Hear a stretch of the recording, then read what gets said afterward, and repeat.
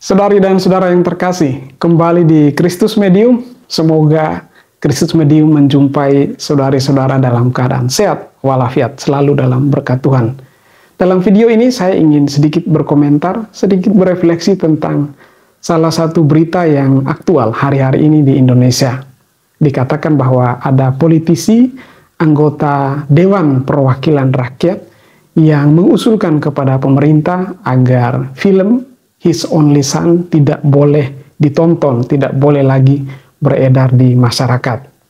Menarik bahwa figur anggota Dewan Perwakilan Rakyat berbicara tentang isu-isu yang kalau dilihat dari segi urgensinya yang harus menjadi tanggapan seorang Dewan Perwakilan Rakyat, sepertinya menurut saya kurang urgen dibandingkan dengan misalnya isu tentang kesetaraan sosial, tentang ekonomi, tentang pendidikan, tentang kesetaraan dalam hak-hak kita sebagai warga negara, dan hal-hal lain yang kiranya lebih urgen dan lebih penting kalau dibuat suatu perbandingan. Tentu saja film juga suatu sarana yang bagus bisa menjadi suatu alat untuk mengedukasi masyarakat, lebih menyadari, mengerti tentang perbedaan dengan melihat suatu film, dan dengan demikian diajak untuk kembali kepada sumber, mengerti sejarah, dan di situ suatu kesempatan untuk saling belajar, hidup moderasi beragama lebih baik di situ. Nah, kembali kepada hal yang lebih utama menurut saya sebagai ajakan kepada teman-teman orang yang beragama Kristiani, kita mungkin dengan ini terdorong untuk kembali melihat kitab suci kita, membaca kembali. Saya juga terdorong untuk membaca kembali teks kitab Kejadian tentang sosok Abraham, karena melihat isu ini menjadi sesuatu yang sangat penting. Nah, secara singkat saya menganjurkan kalau teman-teman bisa membaca seluruh kitab Kejadian, tetapi khususnya kalau melihat Abraham Abraham yang mempunyai istri Sarah di masa tuanya, dan kemudian oleh berkat Tuhan melahirkan Ishak sebagai anak kandungnya, yang kemudian oleh Allah diminta untuk dipersembahkan untuk menguji iman Abraham, dan terbukti bahwa Abraham menjadi model iman karena dia setia taat pada kehendak Allah, kehendak Yahweh. Dan kita tahu juga bahwa dalam kitab suci diceritakan bahwa Abraham sebelum anaknya Ishak itu lahir dari istrinya Sarah, memang dia dikatakan mendekati Hagar yang adalah hambanya, dan melahirkan Ismail sebagai anaknya.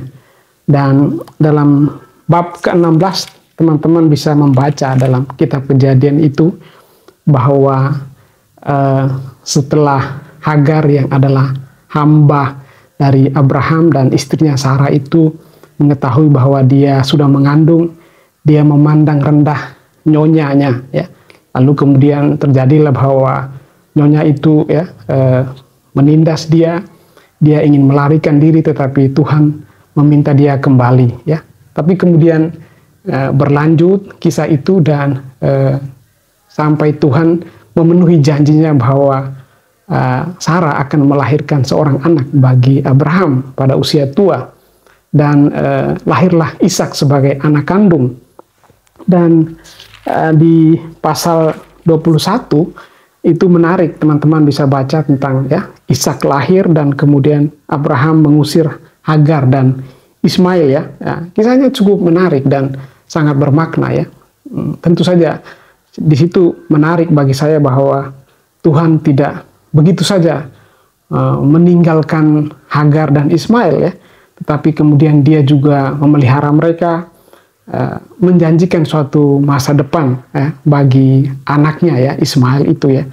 Nah, ini di pasal 21 ayat 14 dan seterusnya itu sangat menarik. Allah mendengar suara anak itu, maksudnya Ismail. Lalu malaikat Allah berseru dari langit kepada Hagar, apakah yang engkau susahkan Hagar? Jangan takut, sebab Allah telah mendengar suara anak itu dari tempat ia berbaring, ya. Hagar ingin membuang anak itu, tetapi diselamatkan oleh Tuhan, ya. Ada suara malaikat di situ, ya.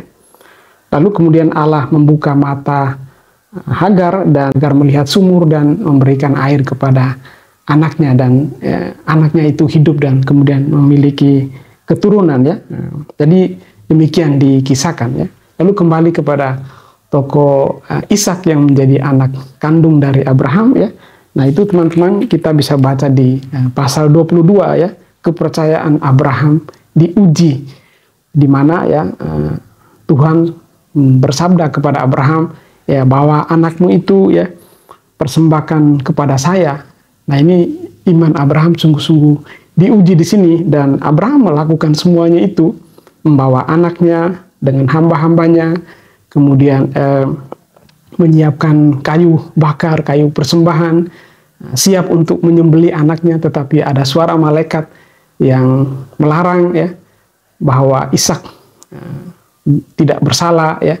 Tuhan sendiri sudah menyediakan kurban persembahan yang layak, ya. Jadi ini sebetulnya suatu kisah yang kembali kepada, ya, kitab suci, kembali kepada keyakinan kita. Jadi justru menurut saya, kalau memang